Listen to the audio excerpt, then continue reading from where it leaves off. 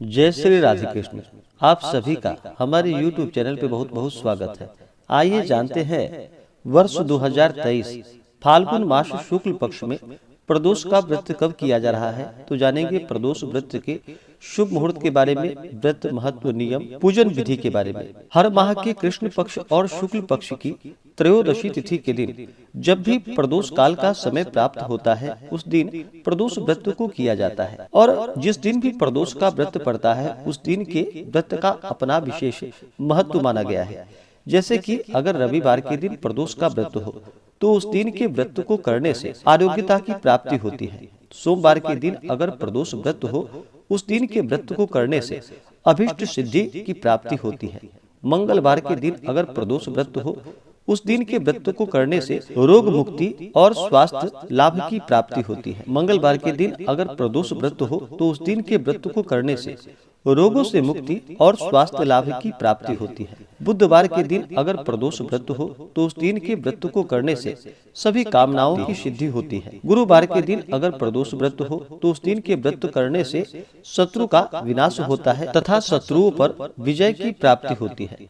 शुक्रवार के दिन अगर प्रदोष व्रत हो तो इससे सौभाग्य और स्त्री की समृद्धि के लिए शुक्र प्रदोष का व्रत किया जाता है। शनिवार के दिन अगर प्रदोष व्रत पड़े तो उस दिन के व्रत को करने से संतान लाभ की प्राप्ति होती है। प्रदोष के व्रत में जो कि विशेष प्रकार से प्रदोष काल के समय में भगवान शिव, माता पार्वती साथ में शिव परिवार का पूजन किया जाता है। प्रदोष व्रत को रखने से 100 गायों को दान करने के बराबर पुण्य फलों की प्राप्ति होती है तथा भगवान शिव की कृपा से व्यक्ति के सभी प्रकार के मनोरथ सिद्ध होते हैं और अंत में मोक्ष की प्राप्ति होती है। प्रदोष के व्रत में प्रदोष काल के समय में भगवान का पूरे विधि विधान के साथ पूजन किया जाता है, क्योंकि भगवान शिव जी प्रदोष काल के समय में इस दिन जो कि प्रसन्न मुद्रा में होते हैं। प्रदोष काल का जो समय होता है वह समय सूर्यास्त से 1 घंटे पहले और सूर्यास्त के 1 घंटे बाद तक के बीच का जो समय होता है, यह समय प्रदोष काल का होता है।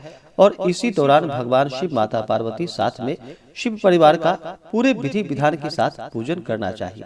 तो आइए जानते हैं प्रदोष व्रत के शुभ मुहूर्त के बारे में। इस बार फाल्गुन मास शुक्ल पक्ष प्रदोष व्रत के लिए जो कि त्रयोदशी तिथि प्रारंभ समय 4 मार्च 2023 दिन शनिवार सुबह 11:45 और त्रयोदशी तिथि की जो समाप्ति है वह समय 5 मार्च 2023 दिन रविवार दोपहर 2:08 पे। तो हमें प्रदोष व्यापनी के अनुसार जो समय प्राप्त हो रहा है प्रदोष व्रत के लिए, वह समय 4 मार्च 2023 दिन शनिवार को प्राप्त हो रहा है। तो इस बार शनिवार के दिन प्रदोष का व्रत है और शनिवार के दिन जब भी प्रदोष का व्रत पड़ता है तो इस व्रत के प्रभाव से संतान लाभ की प्राप्ति होती है। 4 मार्च को जो सूर्योदय का समय होगा वह समय सुबह 6:18 और सूर्यास्त का जो समय होगा वह समय शाम 6:01 और भगवान का जो पूजन किया जाता है तो सूर्यास्त के 1 घंटे पहले और 1 घंटे बाद तक के बीच के समय में भगवान शिव का पूजन करना चाहिए। तो प्रदोष व्रत के दिन जो कि 4 मार्च को प्रदोष काल का जो समय होगा वह समय शाम 5:01 से लेकर के शाम 7 बजे तक के इसके बीच में ही आप भगवान शिव का पूरे विधि विधान के साथ पूजन करें। प्रदोष व्रत के दिन राहु काल का जो समय होगा वह समय सुबह 9:04 से सुबह 10:42 तक राहु काल का समय होगा। राहु काल समय के दौरान कोई भी शुभ कार्य या नया कार्य नहीं करना चाहिए, यह लाभकारी नहीं होता है, तो इस बात का ध्यान रखें। योग जो कि शोभन योग होगा शाम 7:35 तक, उसके बाद अतिगंड योग। नक्षत्र जो कि पुष्य नक्षत्र शाम 6:42 तक, उसके बाद अश्लेषा नक्षत्र। जो भी प्रदोष का व्रत करते हैं उन्हें प्रदोष व्रत के दिन चाहिए कि इस दिन सुबह ब्रह्म मुहूर्त में उठ करके नित्य क्रियाओं से निवृत्त होकर के गंगा नदी आदि में स्नान करें। वहां पे स्नान ना कर पाए तो घर के नहाने के पानी में ही थोड़ा सा गंगा जल मिला करके स्नान करें, शुद्ध वस्त्र धारण करें और व्रत का संकल्प लेना चाहिए। भगवान शिव से प्रार्थना करनी चाहिए कि हे भगवान भोलेनाथ, हे महादेव, आज मैं प्रदोष का व्रत करने जा रहा हूँ या करने जा रही हूँ। इस प्रकार से भगवान से प्रार्थना करें कि मेरे सभी प्रकार के मनोरथ सिद्ध हों, हमारे सभी प्रकार के पापों का नाश हो। इस प्रकार से भगवान से प्रार्थना करें। आपके मन में जो भी इच्छा हो, जो भी कामना हो, वह प्रभु से कहे।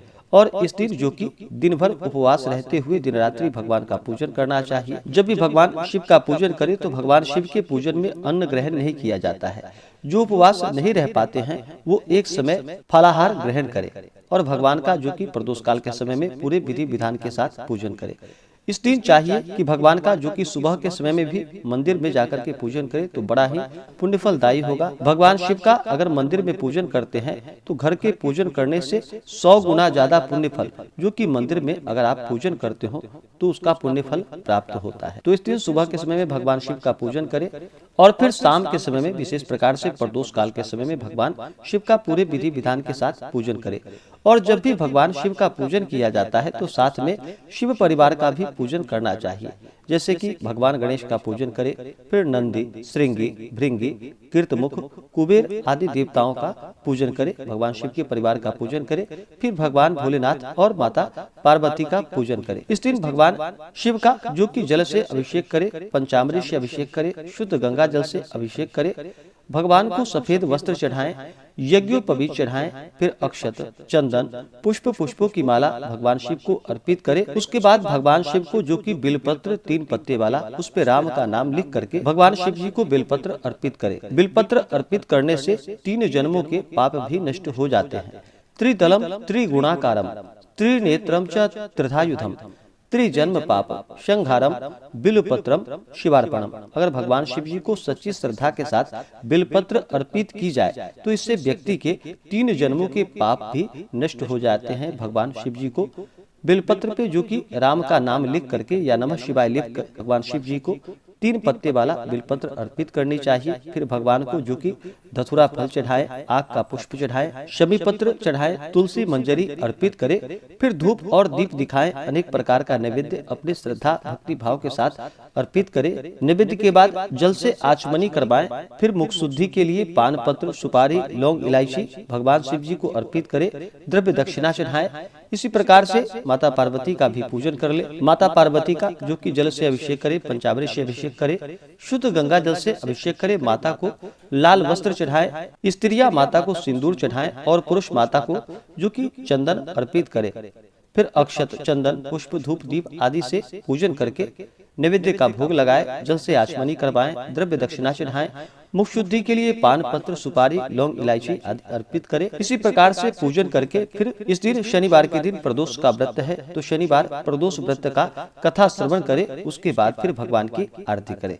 इस प्रकार से भगवान का पूरे विधि विधान के साथ प्रदोष व्रत के दिन पूजन करना चाहिए। और व्रत का पारण जो है वो अगले दिन जाकर के सूर्योदय होने के बाद व्रत का पारण किया जाता है। जो भी प्रदोष का व्रत करते हैं व्रत के दौरान जो कि तामसिक वस्तुओं का प्रयोग बिल्कुल भी नहीं करना चाहिए, शुद्ध और सात्विकता का पालन करते हुए रहना चाहिए, ब्रह्मचर्य का पालन करना चाहिए, किसी के ऊपर क्रोध नहीं करनी चाहिए, अपने मन में किसी के प्रति ईर्षा या द्वेष का भाव व्रत के दौरान बिल्कुल भी ना लाएं और धर्म का आचरण करते इस दिन रहे।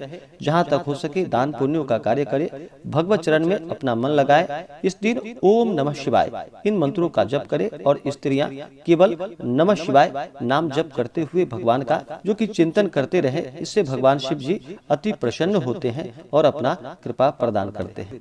तो आशा करता हूँ कि यह जानकारी आपको अच्छा लगा हो। ऐसे ही ज्ञानवर्धक जानकारियाँ प्राप्त करने के लिए हमारे इस चैनल पे अगर आप नए हैं तो चैनल को लाल बटन दबा करके सब्सक्राइब करें, साथ में बेल आइकन घंटी को दबाएं ताकि मेरे वीडियो का नोटिफिकेशन आपको समय से मिलता रहे। वीडियो को लाइक करें, शेयर करें, सुखी रहें और स्वस्थ रहें। जय श्री राधे कृष्ण। धन्यवाद।